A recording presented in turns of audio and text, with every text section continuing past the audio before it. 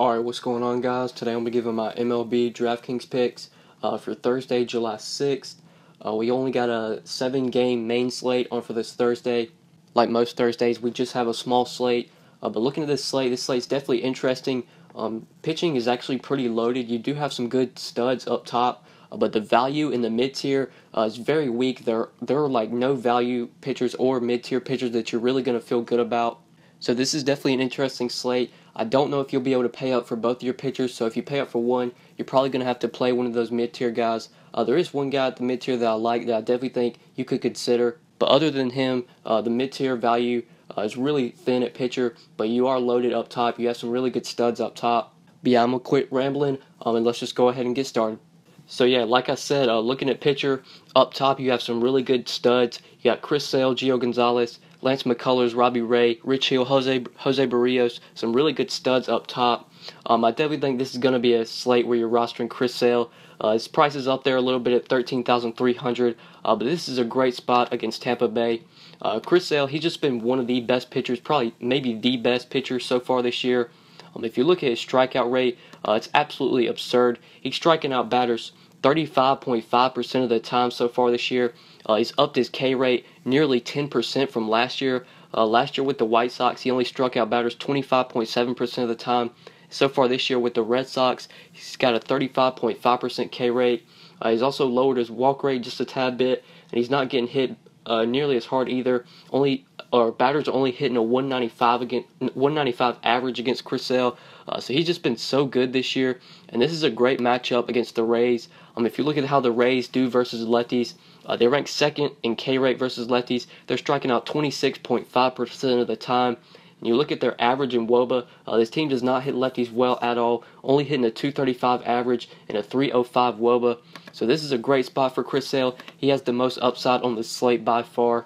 This is definitely a great strikeout matchup. I could easily see him getting 10 plus Ks here, and I think he is very safe. I don't think Tampa Bay is going to be able to rough him up. If you just look at the implied team totals, they do have a very low implied team total, only implied to score 3.3 runs according to Vegas. So Chris Sale is definitely safe here. He definitely has 30 to 40 point upside as well. If you just look at his last 4 games, this dude's just been so solid. In his last 4, he's posted 35, 33, 30, and 37 DraftKings points. Chris Sale has arguably been the best pitcher in the majors this year, and he's in a great spot here against the Rays. They're going to be playing in Tampa Bay as well, a very pitcher-friendly park. So everything is pointing to Chris Sale having a great game here, and I definitely think he is. I'm expecting at least 25 to 30 DK points. I definitely think he's going to be able to get there. I think he even has a shot at 40 here. I could see him pitching 7 or 8 innings, getting at least 10 strikeouts, possibly pitching a shutout. I'm expecting Sale to have a great game here, so I'm going to be locking him in as my SP1 at $13,300.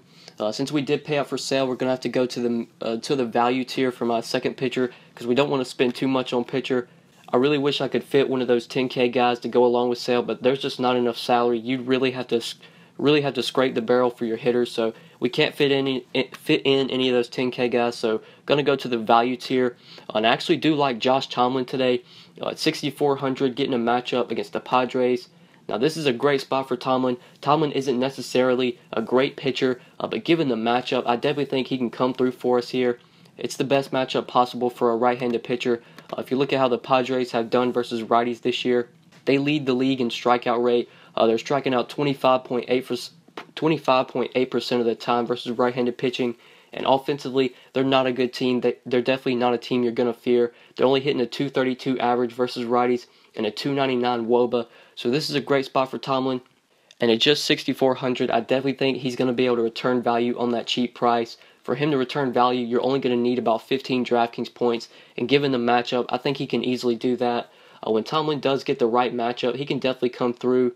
In 2 games against Kansas City, he put up 27 and 16 DraftKings points, put up 25 against Minnesota. The times when he gets roughed up are usually against teams that hit righties well. Tampa Bay, they hit righties well. So when Tomlin does get the right matchup, he can definitely come through for us. And at $6,400, we're not going to need much from him for him to hit value. So I like Josh Tomlin today as my SP2 at just $6,400. When you plug in Sale and Tomlin as your 2 pitchers, that only leaves you over $3,700. So we're really going to have to scrape the barrel for some value. But there are a couple of value hitters that I like today. A couple of guys that I definitely think are a little bit underpriced. So all my 3 hitters are going to be under 4K. So the first guy that I like is at shortstop. And I really like Francisco Lindor today at just 3,900, getting a matchup against Dinelson Lamet. I definitely like Lamet as a pitcher. I definitely think this kid has great stuff. He definitely has great strikeout stuff. But if you look at his splits this year, he has been getting absolutely crushed by lefties. So far this year, in 17.2 innings pitched, he's allowing a 422 WOBA to lefties. If you look at the home runs per 9, he's also given up a ton of home runs to lefties. 3.06 home run per 9 so far this year against lefties. And if you look at the hard contact, he's also getting crushed by lefties as well, giving up a 39.6% hard contact and a 49.1% medium contact. So that's nearly 90% combined medium and hard contact. So this guy's been getting crushed by lefties. Although he is a great strikeout pitcher, lefties have been hitting him very well this year. So I do like Francisco Lindor. He will be batting from his left side today, and he does bat a little bit better from his left. So I like Lindor. Really like that price tag of just 3,900. He has been really inconsistent as of late, but as I'm recording this video on Wednesday night, he did have a very solid game tonight, so maybe that'll get him going. So I like Francisco Lindor today for value at just 3,900. And then my final two plays are both going to be in the outfield. So a value play I like at outfield, another Indian, is Michael Brantley at that same price tag, 3,900, getting a matchup against Lamet. So pretty much same thing goes with Lindor with Brantley. Lamet just gets hit. He gets hit hard by lefties. And if you look at the team total for the Indians, they do have a pretty high implied team total. Right now, as I'm recording this video, Vegas has their implied team total at 5.5 runs, which is pretty high. So Vegas is definitely expecting Lamet to struggle here, and I think he is going to struggle. The Indians do have some good lefty bats, and Lamet's just been getting hit really hard by lefties. So I also like getting some exposure to that Indians offense with Michael Brantley at just 3,900. I think he is way too cheap for this matchup. He's also been kind of inconsistent as of late, but given the matchup and the price tag, I really like Michael Brantley today for outfield value at just 3,900. And then for my final value play, I really like Brian Goodwin today, just 3,300, getting a matchup against Mike Foltynewicz. Foltynewicz is also a guy that really struggles against lefties. He is actually pretty good against righties, but if you look at Folty's splits versus lefties this year, he's given up a 366 WOBA. And if you look at the home runs per 9, he also does give up home runs to lefties, 1.62 home run per 9 so far this year against lefties.